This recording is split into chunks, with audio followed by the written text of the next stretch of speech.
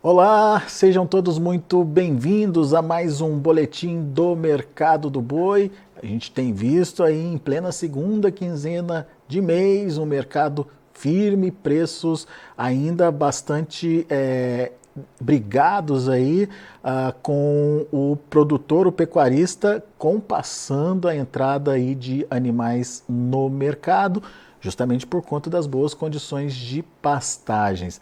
Mas a gente também está vendo que tem uma demanda interessante acontecendo, principalmente de exportação. Para falar desse cenário atual de precificação e, consequentemente, de demanda e oferta, convidamos a Mariane Tufani, lá da Stonex. Está aqui com a gente já a Mariane no vídeo. Seja bem-vinda, viu, Mariane? Obrigado por nos ajudar no entendimento aí do mercado. E vamos começar entendendo o que está acontecendo hoje na precificação da arroba do boi gordo. A gente está vendo um mercado estável, porém firme, né, Mariane? Para uma segunda quinzena Exatamente, do mês, isso é importante, né? com certeza. Bom, primeiramente, obrigada mais uma vez pelo convite. É um prazer sempre estar aqui com vocês. E é isso mesmo, né? A gente já está quase indo para o final do mês e a gente vê que os preços permanecem estáveis, principalmente no mercado físico. A gente viu alguns dias na bolsa, né, mercado futuro também reagindo, e isso muito em função da demanda. Então, está nos surpreendendo bem, não só o mercado interno, que aparentemente mostra aí que está fazendo diferença, mas principalmente aí as exportações. Vamos entender essas demandas e principalmente essa demanda de exportação e qual o papel dela na formação dos preços aí, né, Mariane? Porque até então a gente tinha uma tendência de grandes volumes e preços que no mercado internacional eram bem diferentes daqueles praticados em anos anteriores. Essa condição continua? Até que ponto essa alta do dólar melhorou essa relação? Enfim, o que está acontecendo com a demanda externa nesse momento, Mariane? Perfeito. Bom, o que de fato tem surpreendido, né, e de forma positiva são os volumes, né? A gente está exportando com volumes bem interessantes. Só para ter uma ideia, nessa última semana de abril, a gente teve aí um aumento de 40% quando a gente compara com o ano passado. Tudo bem que o ano passado, nesse período, a gente estava um pouco complicado por conta da questão, né, sanitária que a gente teve no país, mas se a gente olhar as semanas anteriores ou até de janeiro, fevereiro e março, a gente tem volumes muito maiores, recordes, né, interessantes aí estáveis para o mercado externo. E a gente tem visto que a própria China tem contribuído com isso, né, de volumes estáveis, mas e principalmente a gente olha para outros países, ou seja, a gente está tendo uma maior diversificação de clientes, né? A gente tem aí um destaque de um México que antes não importava, tudo bem que a gente está tendo volumes que não são nem perto do que uma China, né, acaba importando, mas a gente já vê que as habilitações já estão dando resultados, estamos fazendo negócio com eles. A gente tem os Estados Unidos, Emirados Árabes, que foi bem importante nesse último mês, a gente teve aí um share de quase 13%, né? Então, a gente está vendo que esses volumes estão sendo importantes. Quando a gente olha em termos de preço por tonelada, a gente não teve uma recuperação nem perto do que a gente viu anos anteriores. A gente continua ainda numa média de 4.500 a tonelada, né? E por isso que essa alta do dólar acaba ajudando e influenciando aí, né, os preços, principalmente no mercado futuro, que acabam respondendo de uma maneira mais rápida do que o mercado físico. Né? Então, isso traz o quê? Oportunidades da gente olhar principalmente para o segundo semestre, de vendas interessantes e rentabilidades. Então, acredito que esse dólar correspondendo ajuda e traz oportunidades para aquele produtor que já sabe qual que é seu custo e precisa vender e tem animal para esse período, por exemplo. A gente já viu um dólar melhor do que está hoje, mas ainda assim a gente está falando de um dólar na casa dos 5,15, né, Mariane? A gente viu o dólar acima dos 5,20, se eu não me engano. Mas enfim, ainda é um bom momento. Isso traz competitividade para a carne brasileira e na hora que transforma o dólar vendido, a gente tem também maior remuneração, ou melhor remuneração em reais para os frigoríficos, né, no final das contas. Exatamente. E é o que eu, voltando ao que eu estava falando sobre o preço da tonelada. Não é um dos melhores, não é o mais alto, mas como a gente está exportando volumes muito interessantes e recordes, quando a gente olha esse montante, né, exportado, a gente está tendo aí uma receita acumulada também maior, né? A gente está tendo aí uma receita mensal mais alta. E também um acumulado mensal mais alto. Por tonelada não está tão interessante, mas quando a gente olha o total, o dólar tem ajudado nisso, com certeza, e o volume também. Muito bom. Agora, Mariane, quando a gente olha para o efeito que isso traz para a precificação no mercado interno, do ponto de vista de enxugamento do mercado, isso já só por si justifica essa firmeza dos preços? Tem ajudado sim, principalmente no momento que a gente está hoje, que a gente está tendo muito abate de fêmeas e a gente sabe que as fêmeas acabam pressionando o preço do macho. E como a gente está num período em que não tem tantos animais machos padrão exportação e as exportações estão aquecidas, isso ajuda ao preço não baixar, ou seja, a fêmea impactar tanto no preço da arroba do animal macho. Né, do boi gordo. Então, com certeza, as exportações têm contribuído, principalmente nesse momento que a gente tem uma oferta enxuta dessa categoria frente a uma demanda aquecida. Como é que está a demanda interna, Mariane? Qual que é a avaliação que a gente pode fazer da demanda interna? Exportação está indo bem, está ajudando a enxugar esse mercado, mas e a demanda interna? Está fazendo o papel dela também? Com certeza, se a gente for pensar, né, na proporção que o mercado interno acaba impactando, né, nos preços, a gente tem basicamente 70% do mercado interno e 30% do mercado externo. Então, a gente também, ela tem feito seu papel sim, e o que a gente tem visto é que a gente tem dois fatores que estão contribuindo. Primeiro que a gente tem aí um aumento expressivo de abate de fêmeas, ou seja, muita carne sendo disponibilizada no mercado interno, mas quando a gente olha o preço do atacado ou até a própria arroba do boi gordo, ela não caiu na mesma proporção. Né? Então, isso significa que a gente está tendo, sim, uma absorção dessa carne aqui no mercado interno. E por quê? Né? Principalmente quando a gente olha para as carnes substitutas ou concorrentes, como a gente fala, frango e suínos, essas duas outras proteínas, quando a gente olha na variação acumulada, só tem subido. Então, a competitividade da carne bovina, além de estar interessante no mercado externo agora com essa alta do dólar, com a alta de suínos e frango, também está muito interessante aqui. E a gente sabe que quando a gente tem uma carne bovina mais competitiva, e aí a gente tem muita influência da renda da população, esse consumo acaba se voltando para a carne bovina. Né? Se eu consigo comprar carne bovina quase no mesmo preço de suínos, por que não comprar bovina? Então, o consumo interno também está fazendo seu papel e girando e fazendo com que os estoques não se formem e contribua aí para uma pressão de preços, né? Então a gente tem esses dois aspectos da demanda acontecendo, mas a gente tem um terceiro ponto que a gente precisa observar também, que até agora tem funcionado, mas será que vai continuar funcionando? Estou falando da oferta de animais. Aparentemente, eu queria ter a sua confirmação, Mariane. A gente tem uma entrada compassada aí de animais, né? O pecuarista tentando evitar uma pressão de oferta nesse momento por conta das boas condições de pastagens. É isso? Exatamente. A gente teve um mês de março muito bom de chuvas, né? Isso fez com que até preços de boi gordo não caísse, mas também reposição voltasse a se valorizar, né? Porque o pessoal conseguiu de fato assegurar esses animais. Porém, quando a gente olha agora, né, as previsões dos mapas climáticos daqui para frente, a gente começa a ver que as chuvas podem começar a parar. E isso faz com que esses animais comecem a vir a mercado, né? Então a gente começa a ter essa desova de animais do final da safra, como a gente fala, e também quando a gente olha os animais dos primeiros giros, né? A gente tem aí um milho muito interessante, né? Insumos baratos, a gente tem uma fazenda cheia de reposições compradas no passado, então a gente provavelmente não vai ter um alívio agora de oferta, porque a gente começa na seca e com um incentivo muito grande para o confinamento. Então, de fato, é um ponto de atenção e essa demanda que está, por enquanto, né, aguentando toda essa oferta que está vindo, que é principalmente de fêmeas, né, vai ser testada. Então, muita atenção, né, nesse momento também.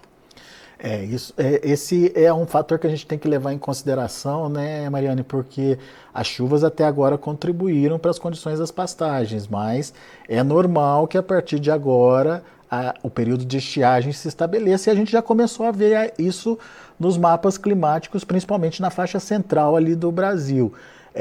Consequentemente, aquele momento de aumento de oferta tá para acontecer, né? Exatamente, exatamente. Quando, olhando para o lado da demanda, a gente pode, inclusive, se manter, principalmente quando a gente olha para o mercado externo, porque sazonalmente a gente vê um aumento de volume exportado, né, ao longo do ano. Então a gente começa com menores volumes, que a gente já está vendo que está sendo muito interessante. Então daqui para frente, se manter nessa tendência, só vai aumentar, né? Mas a gente vai e a demanda interna vai aguentar? Como que vai ser? Aí que a gente vai realmente ver e vai ser testado. E também quando a gente olha para as carnes concorrentes, né? Se a gente olha principalmente para suínos e frangos, que a base da alimentação principalmente é milho, e o milho está muito mais barato do que anos anteriores, ou seja, também um incentivo a um alojamento maior, a gente pode ver esses preços caindo. E os preços caindo diminui a concorrência da bovina, né? A competitividade da carne bovina. Então a gente também tem que olhar para isso também. Bom, qual que é a conclusão que a gente chega, Mariane? Quem tem animal pronto ou perto de ficar pronto aí, é um bom momento de negociar e colocando mais um componente aí na nossa discussão, o mercado futuro, que se distanciou, né, em termos de valorização aí em relação ao mercado físico. Outubro, por exemplo, a gente está vendo cotações de 15, até, às vezes até mais reais acima do que a referência no físico, também dando oportunidade de negócios. É hora de participar, Mariane? Com certeza, né? Independente se o mercado vai subir mais ou ele ou não, eu acho que é hora do produtor ver, eu tenho meu animal, e é muito o que eu falei inicialmente, né? Tenho meu animal, tenho já meu risco, eu tenho meus custos aqui, qual que é essa rentabilidade que o futuro está me dando, né? E que é muito interessante, né? Então, o pessoal comprando aí um magro, por exemplo, de 230, 235, com futuro em 250, basicamente, margens interessantes. Então, é um bom momento, com certeza, para garantir preços mínimos aí e uma rentabilidade positiva. Muito bem. O pessoal está aqui no chat do YouTube com a gente, o Juraci Santana, o Murilo Mosquen, Charles Humberto, boa tarde para vocês, obrigado pela audiência. Temos o Marcelo Rocha também, Marcelo está sempre com a gente aqui, obrigado Marcelo pela audiência, Zé Natal também sempre com a gente. Mas tem uma pergunta interessante do João Fontinelli. Ele quer saber se você tem alguma informação, Mariane, sobre as exportações lá em Rondônia. Ele diz que houve um aumento da arroba lá no estado de 165 de março para 180 reais em 30 dias. Será que já é efeito das habilitações das plantas para exportação lá no estado? Dá para bater esse martelo aí e dizer que tem essa mudança de perspectiva na formação de preços por lá, Mariane? É. Bom, em relação à habilitação, a gente vai precisar ver um pouco mais, porque por enquanto o pessoal ainda não aumentou tanto o volume para a China nas novas plantas. Mas uma coisa que eu posso dizer e que a gente viu de resultados, que não sei se você está lembrado, que é a respeito do Emirados Árabes. Quando a gente olha quem exportou e foi responsável por abastecer esse país, foi basicamente Mato Grosso e Rondônia. Então, como o Emirados Árabes está vindo bem aquecido e basicamente Mato Grosso e Rondônia que abasteceu, a gente pode justificar aí de primeira mão que com certeza foi esse resultado positivo na arroba. Né? Agora, as novas habilitações da China, a gente precisa acompanhar mais, porque por enquanto a gente não está vendo esse volume aumentando para a China nas novas plantas. Olha aí, João, que interessante, então. Talvez não seja nem China nesse momento, mas uma demanda maior pela carne aí do estado, por conta de novos países que estão comprando aí a carne brasileira, a Mariane citando os Emirados Árabes. O José Mendes, ele pergunta quando o boi vai voltar a subir e ficar acima dos 280 e o bezerro voltar acima dos 2.000, Mariane. Estamos um pouquinho longe ainda, né? Sim, provavelmente quando a gente vai ver essa valorização, muito mais potencial de 2025 para 2026, né? Esse ano, por enquanto, a nossa perspectiva é que caso não venha algum fator diferente, né, e muito positivo que não esteja no radar, né, provavelmente a gente não vai ver esse ano ainda. É, a gente precisa ver a tal da virada do ciclo acontecer e obviamente ter demanda aí acontecendo também para, né, justificar um aumento significativo aí dos preços. O Zé Mendes é lá Exatamente. da Bahia, lá da Chapada Diamantina. Obrigado, Zé Mendes, pela participação. Marcelo Rocha, obrigado, Marcelo, pelos elogios aqui. Marcelo sempre está aqui com a gente. O Antônio da Silva, Antônio Fernando da Silva, está falando com a gente lá do Paraná. O Marcelo está dando os parabéns para você, Mariane. Obrigada. Moacir também participando, dando boa tarde aqui para a gente. E o João Marcos respondendo, muito obrigado aí pela informação, ótimo trabalho a todos. Obrigado, João, pela participação também. Aliás, pessoal do YouTube que está conectado aqui pelo chat com a gente, muito obrigado pela audiência. Não se esqueçam de fazer a inscrição aí no canal oficial do Notícias Agrícolas e, obviamente, não se esqueçam de deixar o seu joinha, o seu like aí pra gente. Bom, Mariane, então temos esse cenário de oportunidade. A gente falou da oportunidade no mercado físico, mas o mercado futuro também está se mostrando interessante nesse momento. O que, na sua opinião, está justificando essa diferença tão grande entre físico e futuro? Bom, primeiro é que o- a gente está muito longe de outubro e quando a gente está nesse momento, o mercado futuro ele sempre traz um otimismo para esse mês, né? Então a gente sempre olha historicamente que nesse período início do ano a gente tem preços mais altos, né? E conforme vai se aproximando, principalmente precificando o mercado, ele vai se acomodando, né? Tanto que a gente viu nos últimos 3 anos, outubro sendo o preço mais baixo do ano todo. Então, por isso que, de novo, a gente fala que é uma grande oportunidade, porque se a gente vê, repetindo o mesmo filme dos anos anteriores, a gente pode ver esse outubro se acomodando com o mercado estável, por exemplo, e perdendo essa força, né? Principalmente quando a gente olha o potencial de confinamento que tem para esse ano e saindo no maior giro que é esse mês. Né? Então, por enquanto, são expectativas, início de ano, e conforme vai avançando, ele vai se acomodando. Então, muita atenção nessa oportunidade. Fazer proteção desse preço é importante, ou nesse preço é importante. Sim. Muito bom. Mariane Tufani, muito obrigado mais uma vez por estar aqui com a gente, ajudando a gente a entender o mercado, ajudando a responder os nossos internautas aqui. Volte sempre. Eu que agradeço pelo convite. Abraço. Abraço para você, até a próxima. Até. Tá aí Mariane Tufani Stonex aqui com a gente trazendo as informações do mercado do boi. Vamos aos preços, vamos ver o que está acontecendo lá na B3, Mercado Futuro em São Paulo. Abriu 232. Vamos para a tela? Cadê a tela?